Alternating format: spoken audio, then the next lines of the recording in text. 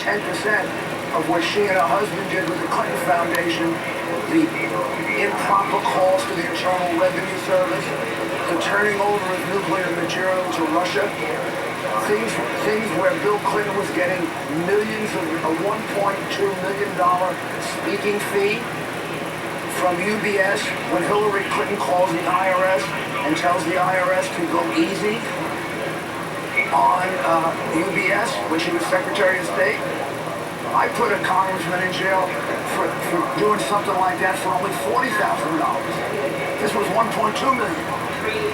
So, I'm a prosecutor, a United States attorney, an associate attorney general. I've convicted 1,000 mafia members, boasting, milking. I know crime. And, with my last breath, I'm going to do everything I can to prevent a person who should be in jail becoming president.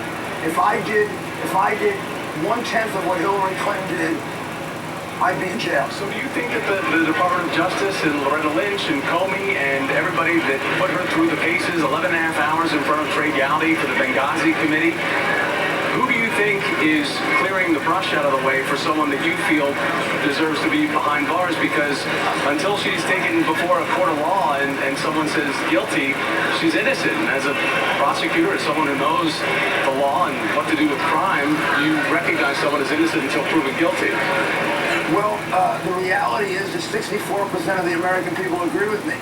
They believe she should have been indicted. And when the director of the FBI determined that she was extremely careless with national security information, that violates 18 United States Code Section 791, which makes it a crime to be grossly negligent in the handling of national security material.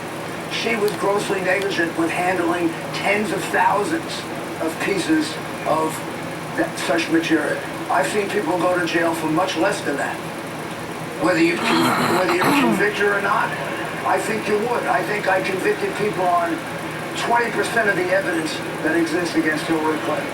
And there are any wrongdoing, and they have moved on from this with the fact that the DOJ is not going to be bringing charges, which is based on the FBI's investigation. That's because there's one standard for the Clintons, and there's another standard for everyone else. And all of you in the media help that. They've had one standard, they've gotten away with so much, it's absurd, and the FBI concluded when they decided she was extremely careless at handling national security information that she violated federal law. And by the way, the FBI is not supposed to make that decision.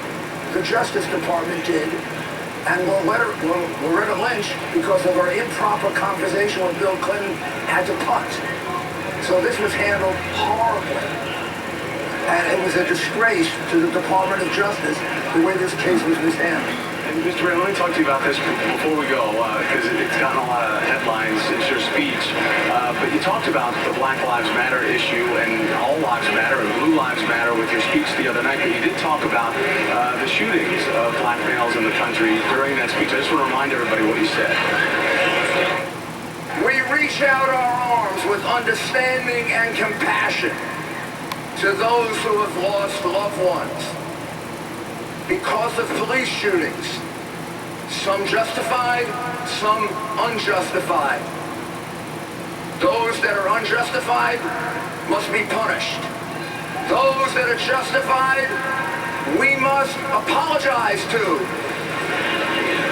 So, Mr. Ray, I want to ask you, who do you think in the shootings do you believe, which of those shootings do you believe are unjustified? Well, I put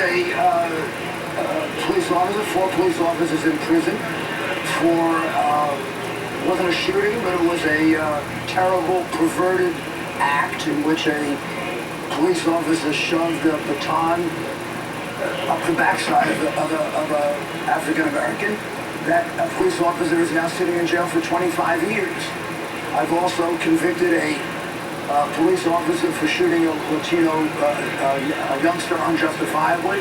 And when I was a U.S. attorney and assistant U.S. attorney, I prosecuted and put 70 police officers in prison. So you're not talking to somebody that thinks that police should get away with doing anything illegal. In fact, I think it's worse when they do because they hurt legitimate police. But when you have a situation like you have in Baltimore now, with this district attorney who is prosecuting all these police officers who are being acquitted, I think one of them by an African-American judge. Yeah, well, they've been acquitted by Barry Williams, who is a judge overseeing this. These people in the Freddie Gray case, after the death of Freddie Gray, in police custody, 6 officers have been charged in connection with this. One was a hung jury. The others have chosen to go through the bench trial route with Barry Williams, and they have been acquitted. We have 2 more trials coming up. But when it comes to Black Lives Matter, you made a statement about it. You feel it's inherently racist as an organization. Do you still feel that way? Well, I think when you make distinctions like Black Lives Matter, White Lives Matter, Blue Lives Matter, sure, you're creating, I don't know, you're certainly creating racial divisions. You know, we all... When it comes to police shootings, the Washington Post has a real-time database, and they're tracking, police fatalities. They started in 2015. Of the people that were shot by on-duty police officers and killed, 732 were white, 381 were black. But when they do the makeup of what the percentages of African Americans to white people in the country, white people make up roughly 62% of the U.S. population, but only 49% of those are killed by police officers. African Americans account for 24% of the fatally shot by police, and they're just 13% of the U.S. population. So do you understand that the Black Lives Matter organization is saying that there's an overuse of police force when it comes to a certain minority that needs to be examined, and that's why they say Black Lives Matter? Let me make 2 points. First of all, your comparison is erroneous. The comparison has to be to the number of crimes that are committed by people in that community. In New York, African Americans commit approximately 70... across the nation, Mr. Mayor. This is not, specific, and it's not about a crime stat. This is about fatalities, about those that have had altercations with police and shot and killed. And there's a disproportionate number of African-American people that have been killed by police. There's also a disproportionate number of African Americans who commit crime for underlying reasons that we should be doing something about, like a terrible school system. Lack of opportunities for jobs, which the Obama administration has done nothing about. A school system that should have charter schools and choice that the Democratic Party is afraid to do anything about.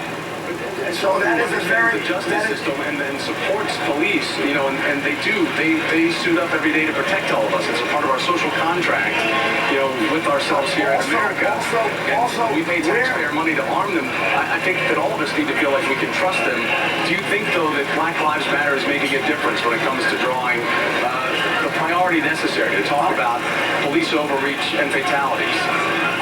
If I saw Black Lives Matter give as much attention to all the black youngsters and others who are being killed in Chicago, something like 1 or 2 a day, then I'd have a lot more respect for them. Then I'd say they're really worried about black lives and saving black lives rather than trying to blame everything on the police. And then I would join with them. Look, I saved more black lives as mayor of New York City than Black Lives Matter has ever saved. I reduced the murder in the black community by something like 70%. And then Mayor Bloomberg got it up to 85%. Between the 2 of us, we probably saved 7,000 or 8,000 black lives. And not only that, I completely changed Harlem. I completely changed Bedford-Stuyvesant. I didn't leave conditions like Baltimore. Had I been mayor of Baltimore, Baltimore wouldn't be the way it is now. It'd be very, very different.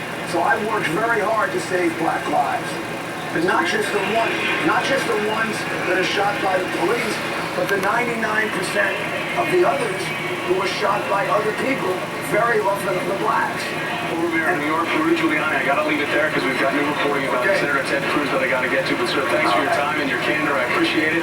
We are going to have some new information. Our Hallie Jackson catching up with the senator before he left Cleveland. We have that with Kate Snow coming up at the top of the hour.